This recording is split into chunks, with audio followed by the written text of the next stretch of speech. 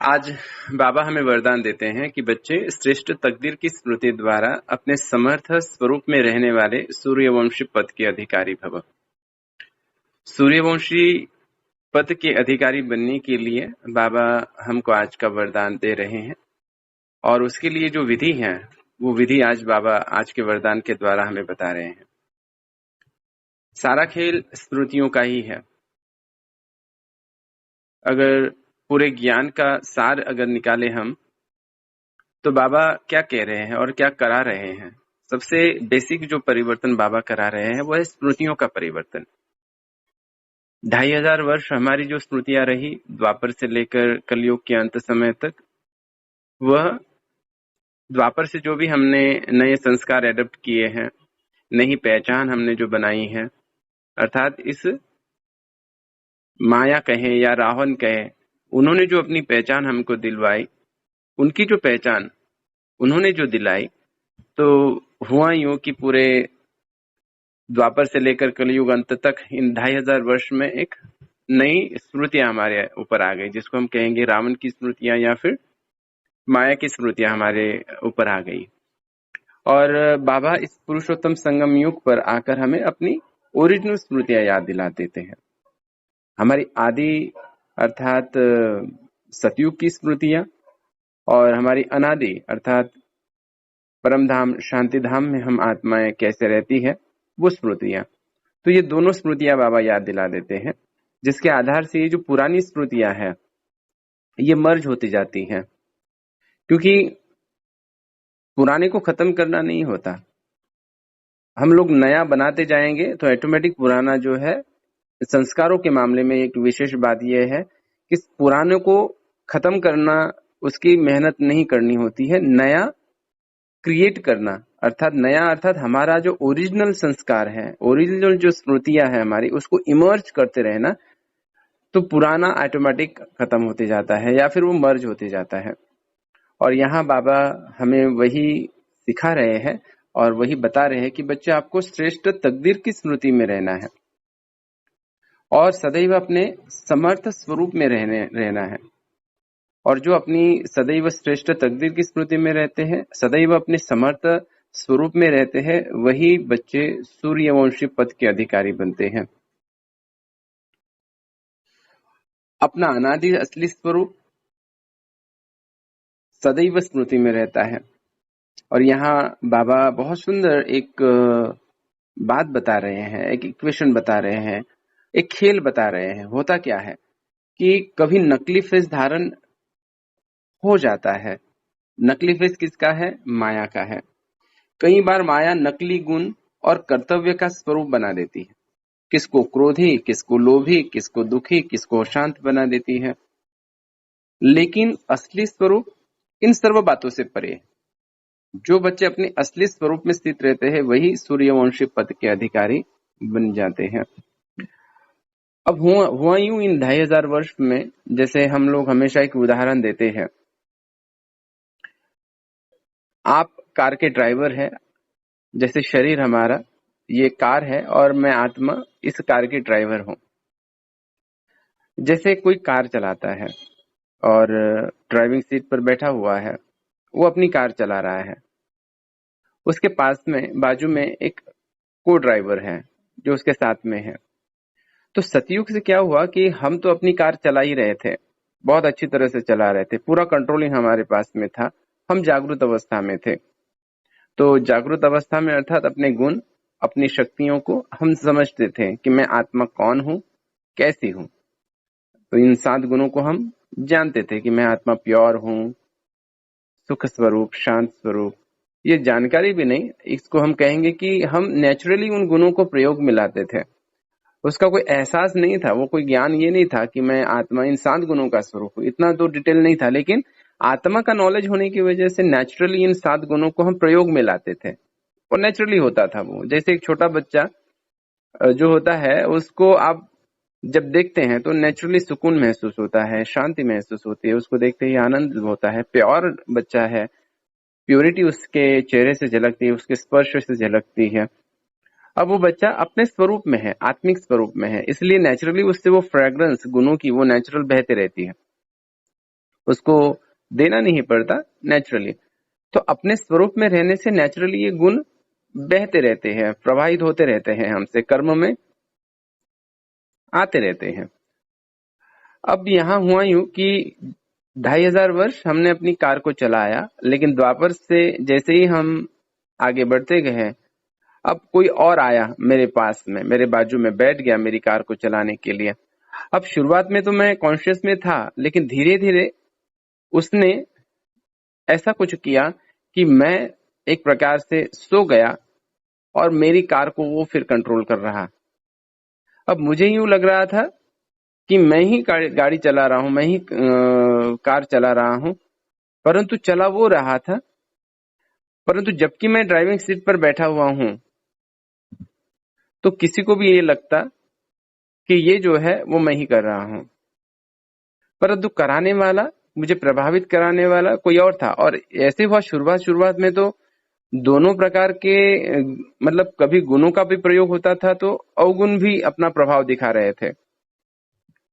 द्वापर में गुण का भी प्रयोग हो रहा था तो अवगुणों का भी प्रयोग हो रहा था, लेकिन जैसे जैसे समय बीतता गया गुण जो है वो उसका परसेंटेज कम होते गया और ये अवगुणों का प्रभाव बढ़ते गया।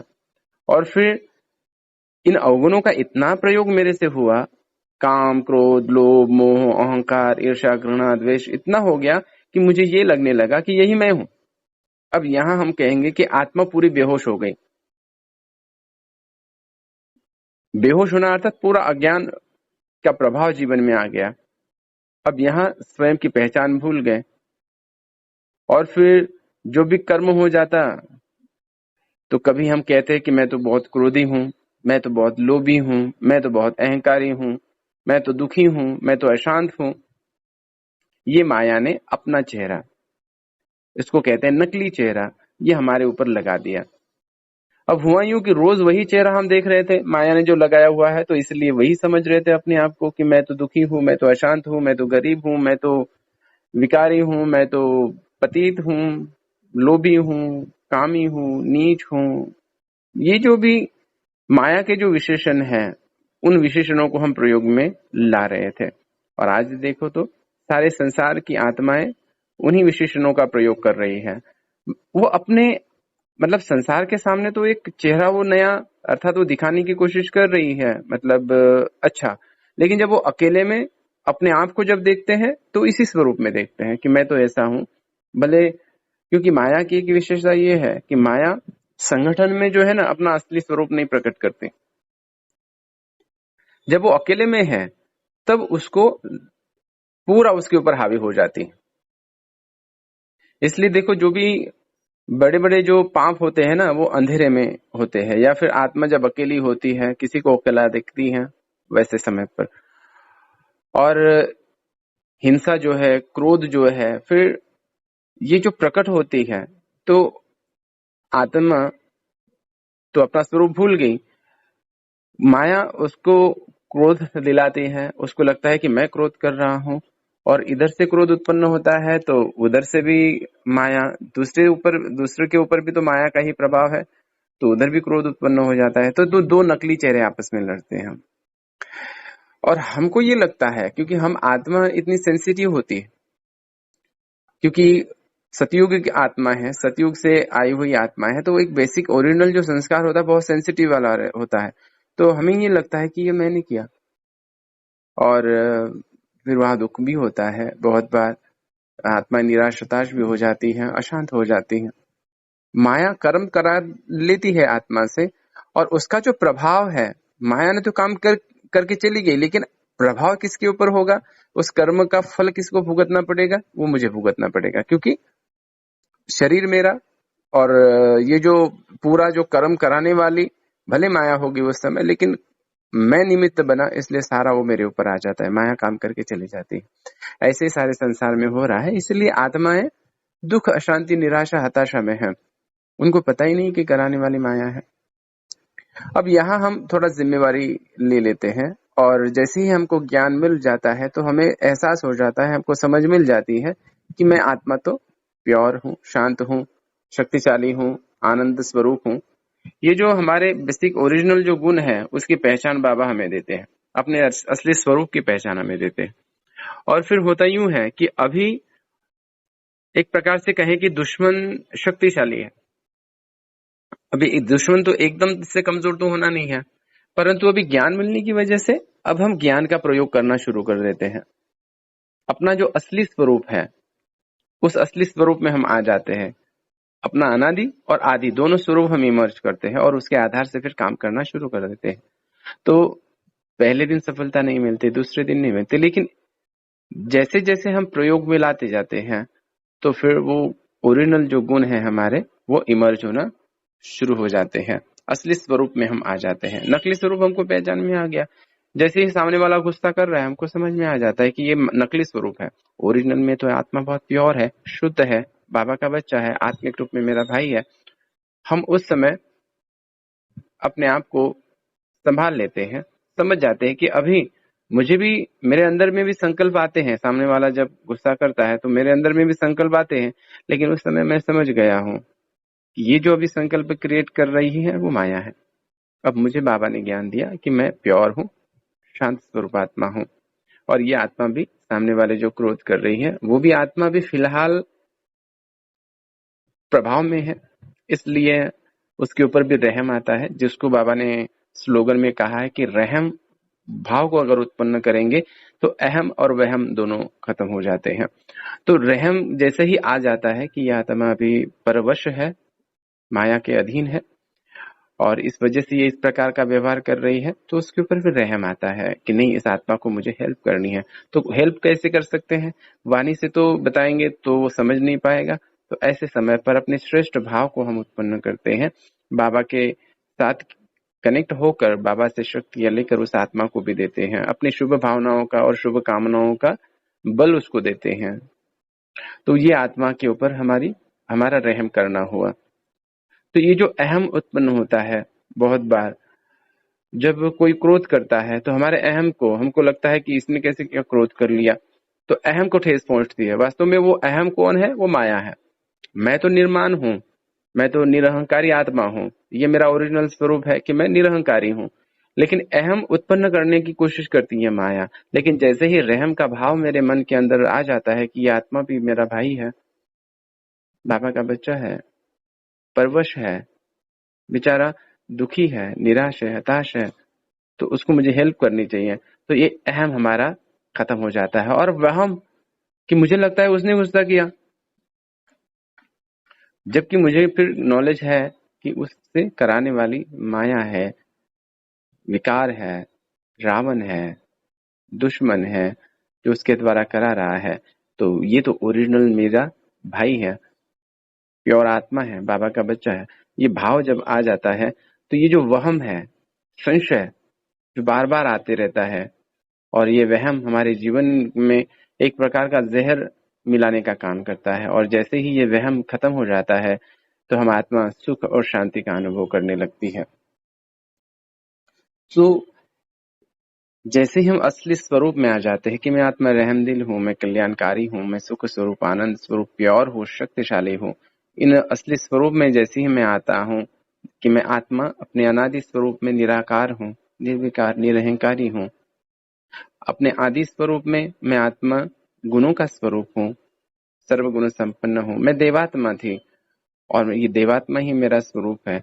और इस बात को जैसे जैसे जैसे मैं याद करते जाता हूँ तो अवगुण अर्थात ये जो नकली स्वरूप है वो गलते जाता है, वो निकलते जाता है। जैसे कहते हैं ना कि जैसे ही कोई बहुत मेकअप करता है और बारिश आती है तो वो मेकअप उसका उतर जाता है, ऐसे ही जैसे ज्ञान की बारिश हम आत्माओं के ऊपर होती है, निरंतर हम लोग ज्ञान की बारिश में स्नान करते हैं, तो ये जो नकली जो चेहरा माया ने जो दिया हुआ है, माया ने जो नकली मास्क हमारे ऊपर जो लगाया हुआ है वो निकलते जाता है और हमारा असली जो स्वरूप है वो प्रत्यक्ष होते जाता है। और ऐसे असली अनादि स्वरूप में और अपने आदि स्वरूप में रहने वाली और अपनी श्रेष्ठ तकदीर की स्मृति में रहने वाली कि मैं कौन हूँ, मुझे कौन मिला है और मैं कौन थी, आत्मा। तो ये जो तकदीर की स्मृति में हम रहते हैं, पहली स्मृति आदि स्वरूप की और अनादि स्वरूप की, ये जो स्मृतियां हैं, और श्रेष्ठ तकदीरवान मैं आत्मा हूँ, इस स्मृति में जो रहती है आत्मा, ऐसी ही आत्मा फिर सूर्यवंशी पद की अधिकारी बनती है। सूर्यवंशी पद अर्थात सूर्यवंशी घराने में आने की अधिकारी बन जाती है। वो पद जो है विश्व महाराजन और विश्व महारानियों का, और उसके बाद में अष्टरत्न का, उसके लिए तो और पुरुषार्थ करना होता है आत्माओं को। लेकिन एटलीस्ट जो आत्मा निरंतर अपने आदि और अनादि स्वरूप की स्मृति में रहती है, तो वो सूर्यवंशी पद की अधिकारी बन जाती है, अर्थात सूर्यवंशी घराने में आने का अधिकार। अर्थात शुरुआत की 9 लाख आत्माएं जो इस धरा पर आकर सूर्यवंशी घराने की शुरुआत करेगी, तो उनके साथ में 9 लाख में आने का भाग्य मिल जाता है।